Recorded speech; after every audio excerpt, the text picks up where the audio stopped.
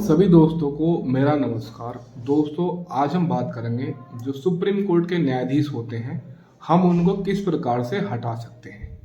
तो हटाने के लिए भारतीय संविधान में अनुच्छेद 124 के क्लोज 4 में बताया गया है कि हम सुप्रीम कोर्ट के न्यायाधीशों को किस प्रकार से हटा सकते हैं, उनका रिमूवल किस प्रकार से कर सकते हैं।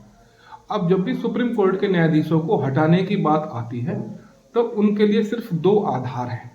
आधार नंबर एक, सिद्ध कदाचार यानी प्रूव्ड मिसबिहेवियर, यानी ऐसा प्रतीत होता है कि जो सुप्रीम कोर्ट के न्यायाधीश हैं वो अपने आचरण विधि विरुद्ध कर रहे हैं। दूसरा है असमर्थता यानी इनकैपेसिटी, यानी अब वो अपने कर्तव्य के प्रति असमर्थ है। तो यही दो आधार हैं जब सुप्रीम कोर्ट के न्यायाधीशों को हटाया जाता है। तो अब देखते हैं कि सुप्रीम कोर्ट के न्यायाधीशों को हटाते कैसे। जब भी सुप्रीम कोर्ट के न्यायाधीशों को हटाने का प्रस्ताव आएगा तो पहले संबोधन किया जाएगा राष्ट्रपति का। ठीक है, अब ये संबोधन मिलने के बाद प्रक्रिया स्टार्ट हो जाती है आपके संसद से। अब जब हम सुप्रीम कोर्ट के न्यायाधीशों को हटाते हैं तो संसद के किसी भी सदन से हम प्रस्ताव लेके आ सकते हैं। लोकसभा से भी आ सकते हैं और राज्यसभा से भी लेके आ सकते हैं। यदि लोकसभा से लेके आए तो उसके लिए कम से कम 100 लोगों के लिखित हस्ताक्षर होने अनिवार्य है। यदि राज्यसभा से लेके आए तो उसके लिए 50 लोगों के लिखित हस्ताक्षर होने अनिवार्य है। यानी आप किसी भी सदन से, लोकसभा से लेके आ जाओ या राज्यसभा से लेके आ जाओ, यानी आप किसी भी सदन से उस प्रस्ताव को लेके आ सकते हो। अब मान लो आप उस प्रस्ताव को लोकसभा से लेके आते हो तो कितने लोगों के हस्ताक्षर चाहिए? 100 लोगों के लिखित में हस्ताक्षर आपको मिल गए। ये प्रस्ताव अब किसके पास जाएगा?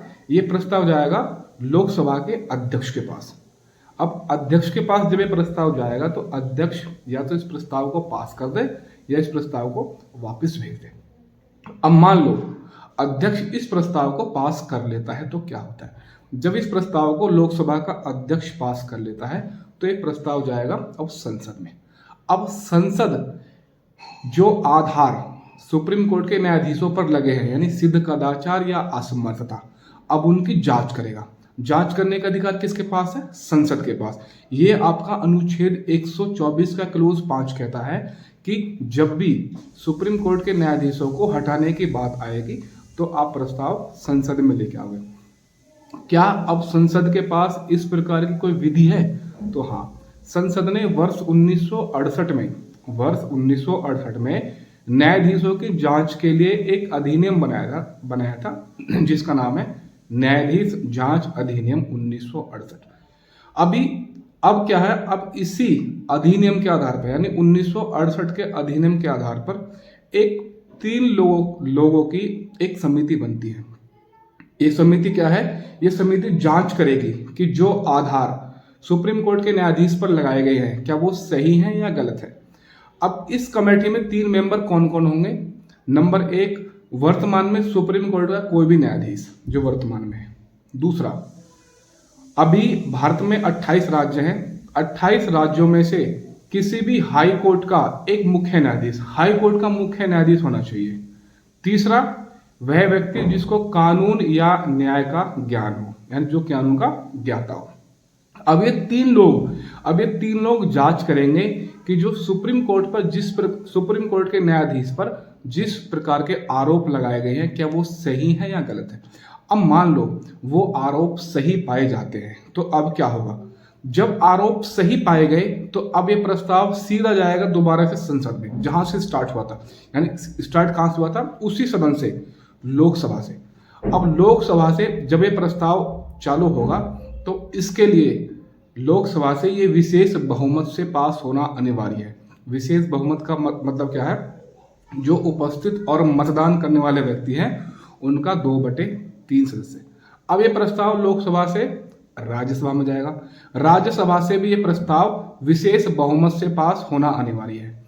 जब ये प्रस्ताव राज्यसभा से पास हो जाएगा तो ये प्रस्ताव कहाँ जाएगा? ये प्रस्ताव जाएगा अब राष्ट्रपति के पास। अब राष्ट्रपति जो है सुप्रीम कोर्ट के न्यायाधीश को हटाने के लिए कह देंगे और सुप्रीम कोर्ट का न्यायाधीश हट जाएगा। लेकिन दोस्तों, मैं आपको बता दूं, अभी तक कोई भी सुप्रीम कोर्ट का न्यायाधीश इस प्रकार से हटाया नहीं गया। लेकिन 2 ऐसे न्यायाधीश हैं जिन पर कार्रवाई की गई है। नंबर पहले है 1991 की बात है, जस्टिस रामास्वामी।